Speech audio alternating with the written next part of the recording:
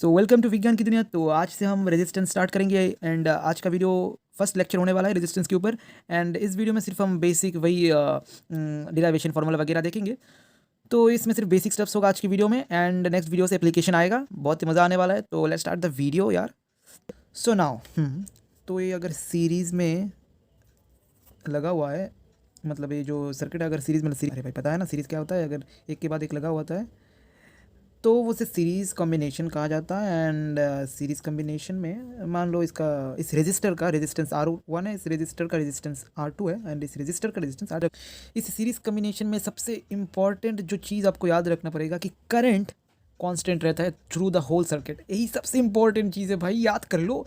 याद करने की क्या चीज़ है, समझ लो, करंट कांस्टेंट रहता है, यही सिर्फ एक फंडा है। अगर ये याद हो गया, मतलब अगर ये तुमको पता है तो तुम सब कुछ डिराइव कर सकते हो। कैसे भाई, दिखाओ। तो देखो, अगर करंट कांस्टेंट है लेकिन वोल्टेज तो कांस्टेंट नहीं है, मतलब अगर इनपुट वोल्टेज V है तो हर एक रेजिस्टर के लिए वोल्टेज डिफरेंट होगा। तो मान लेते हैं V1 V2 V3 है, और V1 कितना होगा I इंटू R1। कैसे, अरे भाई ओहम्स लो भाई, V equals to I R, तो I into R1 same to same I into R2 and ये होगा I इंटू R3। तो अब देखो कैसे फॉर्मूला डिराइव हुआ ये वाला, कैसे R equivalent equals to R1 plus R2 plus R3 कैसे हुआ। इससे देखो, इसमें क्या करते हैं हम, V इजिकल्स टू V1 की जगह पे लिख दो भाई, और क्या है, सिर्फ थोड़ा सा कैलकुलेशन ही करना है, प्लस माइनस ऐड करना है, और क्या, R1 plus R2 plus R3। और V को हम, मतलब V को एक सर्किट मानते हैं अगर, मतलब मेरा कहने का मतलब है, अगर यहाँ पर अगर एक सिर्फ इन तीनों को रिप्लेस करके मैंने सिर्फ अगर एक रजिस्टर बिठा दिया और उसको मैं R इक्विवेलेंट मानता हूँ, तो देन करंट तो आ ही रहेगा। और यहाँ का रेजिस्टेंस R इक्विवेलेंट, सो आई से आई मर गया, और R इक्विवेलेंट कितना होगा, R1 plus R2 plus R3। ख़त्म। और क्या, और फिर if there is n number of register and R1 equals to R2 equals to R3, मतलब सब इक्वल है, R1 R2 R3 इक्वल है, और यहाँ पर n नंबर ऑफ लगा हुआ है, मतलब एक के बाद एक ऐसे लगा हुआ है n तक, अप टू n तक, मतलब n। सो नाउ देन इस केस में क्या करेंगे, देन R इक्विवेलेंट वही वैसे ही निकालेंगे, R1 plus R2 plus R3 up to n तक निकालेंगे। एंड देन R1 और R2 R3 सब इक्वल है, मैंने पहले ही बोल दिया, तब इक्वल है अप टू n टर्म तक इक्वल है। सो R इक्विवेलेंट NR, अरे NR कैसा आया, क्लियर है ना। अगर दो टर्म होता तो 2R, 3 होता तो 3R, n है तो NR, वही है भाई, सिंपल है। सो अब देखते हैं पैरेलल कॉम्बिनेशन का कैसे निकालते हैं, वही सब डेरिवेशन वगैरह। तो जो पैरेलल कॉम्बिनेशन है वो सीरीज़ का बड़ा भाई कह सकते हैं आप। पैरेलल में क्या होता है कि एक के ऊपर एक लगा हुआ था, मतलब रजिस्टर एक के ऊपर लगा हुआ होता है, लेकिन सीरीज़ में क्या था, एक के बाद एक। लेकिन यहाँ पर क्या हो रहा है, एक रजिस्टर के ऊपर और एक रजिस्टर, या फिर नीचे और एक रजिस्टर, ठीक है, और सब एक ही तार से लगे हुए हैं, और ऐसे करके कॉम्बिनेशन बना हुआ है, ठीक है। तो इस केस में क्या होता है, देखो सीरीज़ में क्या था, वहाँ पर करंट कांस्टेंट था through the circuit, through the whole circuit current is constant in case of series combination. But here in case of parallel combination current तो कांस्टेंट नहीं होता, क्योंकि करंट जब यहाँ से आता है तो करंट डिवाइड हो जाता है, I1 I2 I3, या फिर I4 I5 ऐसे के IN तक। लेकिन अगर इस सिंपल चीज़ आप देखो तो वोल्टेज तो कांस्टेंट रहता है, क्योंकि मतलब इसका वोल्टेज अगर मान लो 10 है और ये तो 0 नेगेटिव है, तो 10 है तो यहाँ पर क्या होगा 10, और ये क्या होगा 0।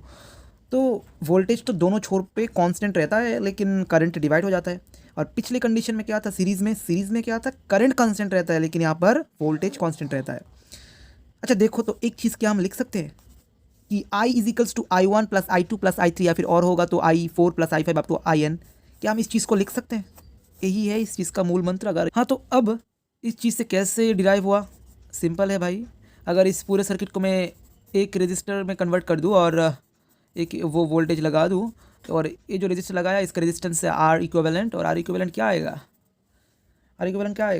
कैसे निकालेंगे R इक्विवेलेंट, ऐसे नहीं निकालेंगे। R इक्विवेलेंट निकालेंगे, हमारे पास मूल मंत्र है I1 plus I2 plus I3, और I1 क्या है V बटे R1। कैसे देखो भाई, वो हम मतलब क्या कहता है, V equals to I R, तो देन I इक्वल्स टू क्या, V बाई आर।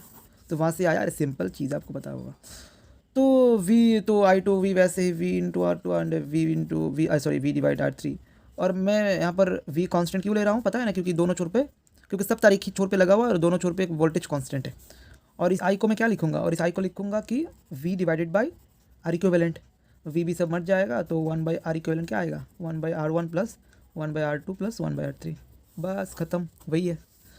हाँ, अभी वही पुराना केस जो हमारा है कि अगर n नंबर ऑफ रजिस्टर लगा हुआ है पैरेलल में और सभी इक्वल है R के, तो हम फॉर्मूला लगा देंगे अप टू n तक, एंड देन हम कैलकुलेट कर देंगे। और कैसे हुआ है, अगर दो रजिस्टर है, अगर दो होता तो क्या लिखते हैं, 2 बाई R, सी होता तो 3/r, तो यहाँ पर n है तो n/r, और इसको घुमा देना बाद में, हाँ घुमाना याद रखना मैंने। तो वही चीज़ है, सब कुछ आई होप क्लियर हो चुका होगा। सो ये वीडियो में सिर्फ बेसिक्स ही था और कुछ नहीं था। नेक्स्ट वीडियो से हम प्रॉब्लम करेंगे। So see you in the next video, all the best.